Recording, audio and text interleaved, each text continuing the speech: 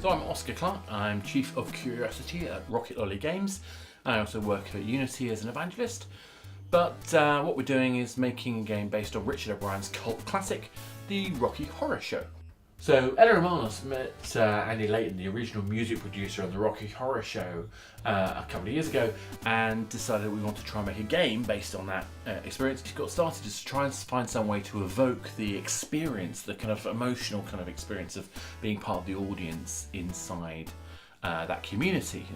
There's something about Rocky Horror where we see people dressing up in costume and singing along and dancing, and we wanted to kind of create that kind of idea. We're making a game because we're really passionate about Rocky Horror, and we wanted to find a project where we could do something new and different. We decided that there's something magical about swiping on a screen, and we really wanted to see if we could bring Rocky Horror to life using that kind of swipe. And of course, making a game like this is not just about making the kind of characters dance on the screen. We actually have to think about how the user will use the screen itself, how we're going to use swipes, how your finger will move on the screen. How do you create a dance? How do you then make it possible for anybody else to do a dance that someone's created? The first thing we had to do is to try and find a way to raise money. Making a game can be quite expensive, and we need to find enough money to be able to hire the coders and the artists and the music people and various other aspects of game development. We started that by building an initial proof of concept. We spent a little bit of money with a developer, a friend of ours, and pulled together a very early version of what the game could look like, with a very early version of what the character might look like. We actually wanted to engage with a wider community, so we chose to go to crowdfunding, in particular to Kickstarter. 3 weeks before we went live, I came down with appendicitis. We hadn't produced the Kickstarter video, and we only had 3 weeks to go. I was in hospital for about a week, and after that week was up, we managed to quickly pull together a video for that Kickstarter launch. So that was a little you always have to have a disaster story. We had our disaster story. We went through the Kickstarter process, and in the first week we managed to get 22% of our target, which is exactly the level that successful Kickstarters normally do. But we had a problem. We looked at the experience and realised that the only people we had backing us at that point were friends and family, and they'd already put their money in. Where were we going to get the rest of the audience? So we had a lot of work to do, and it got really tight. There was a point where we said to the investors, we think we're not going to make this. We actually recommended to them that we were going to cancel the Kickstarter. But then something happened. One of our guys said to us, stay on target, stick with it. And so we did. We stuck with it, and what we did is we upped our game. We produced videos that explained how to set up a Kickstarter account. We produced videos that talked about why we wanted the money, what we were trying to do with it. We created experiences and notifications. We had a total of 42 updates in 36 days. One of the most active Kickstarters at that time. The net result was 3 days left to go. We made our target. But of course we had 3 days left to go. That wasn't the end. We had to keep pushing and keep pushing. And in the end we were asking for 35,000. We got just under 40,000 from Kickstarter. And if you include the website that we were running, we got $45,000 out of it. I like the show because it has a real sense of community, and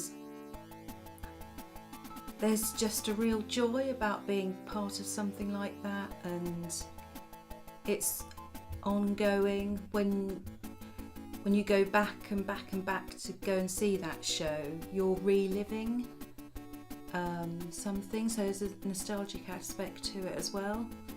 And I think really it is the whole sense of absolute fun and joy and inventiveness and camaraderie and that sense of belonging. You know, obviously I'm a fan of Rocky Horror, and I'm a fan of the game. I wouldn't have invested in it otherwise. I hope it's going to be a real hit. I think it deserves to be, and I really want it to take off because I want to be able to enjoy playing those games and involving my friends. So yeah, I really have a lot of hope, and I hope that everybody out there is going to be able to enjoy it too. For Kickstarter, we had a range of prizes, starting at Beta Access Backer. Beta Access Backers got access to the game early, and they also will get to keep the premium content when we go live. But there are also some physical goods that we made available to people. It started with something as simple as the limited edition CD of the 25th anniversary music from the theatre show, which is the same music that we're using inside the game itself. We had things like the character concept art from the guys at Leading Light, which we put into frames so you get individual characters. As well as that, there was a big bundle which would have all of the characters onto one single frame. We had 3D printed figures of Magenta, of Riff Raff and of Frankenfurter. We're actually also planning at some point, when we can afford to make some additional models for Columbia. We produced a limited edition vinyl. As well as that, we were very lucky that Mick Rock, the famous rock photographer, allowed us to get access to one of his photos that he took in the 1975 film making, behind the scenes, when he got Richard O'Brien dressed up as Riff Raff. So that's an exclusive picture that had never been released before. So we were able to give all these fantastic goods, raise money to help make the game successful. I really like the rewards because I think they have a sense of what the show is all about. Also, it really pulls you into the game, and they're one-off, unique pieces that you can treasure and cherish and feel like you belong to this whole progression of Rocky. After all these years, it's still going. It still has a fan base, and these are collector's items. They're part of that history. So we went to Insomnia, the UK's largest gaming festival, for 3 events now we've been. It's an incredible experience. You have huge numbers of people. Quite often it's young children and their parents, but also it's teenage. It's basically every generation. We've got a game that is, interestingly, appealing to a larger range of people than we had expected. So we've got people who are in their sort of late teens, early 20s, who've recently heard of the show or maybe gone to see it or seen the film. We've got parents, even grandparents, who've seen Rocky Horror and enjoy it. So it's been amazing watching young kids and older adults playing the same game and getting a lot of fun out of it. What we found really exciting, which we didn't expect, is the level of competition between people. People trying to get the best possible score. That was an incredible driver. We've had people keep coming back to the stand day after day after day just to beat their friend's high score. Something we never expected to be an important part of the game. So I thoroughly recommend it. If you want to you're going to make a game, you've got to get it in front of people to test it, to see what their natural reactions are to the experience.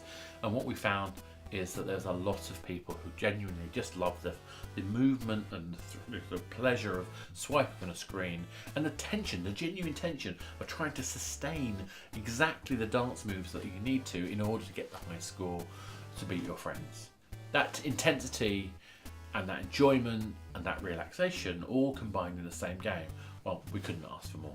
My favourite thing about the game is definitely the art style. I think it's very faithful to the Rocky Horror Picture Show image, and it's quite good graphics for a mobile game as well, so that's good.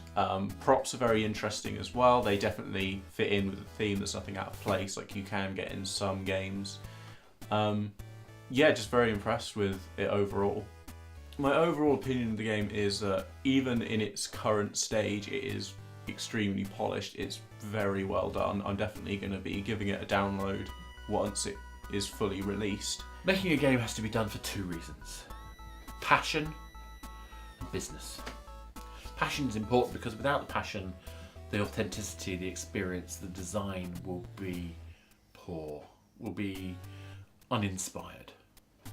But business is important as well, because you have to remember that making a game commercially is not about you as a designer. Making a game commercially is about creating an experience that players will adore. It's all about the player. It's all about creating something that they will care about, that will take them with you, and engaging with those players on a day-to-day basis is absolutely important. It's tiring, it's frustrating, and in the end of the day, making games is probably the second worst thing in the world. The trouble is, not making games is the worst thing. I have to make games. It's in my DNA. And I want to make games that people are passionate about, that changes people's perception of what's possible. And I think that's what we're trying to do with Rocky. Don't dream it. Be it.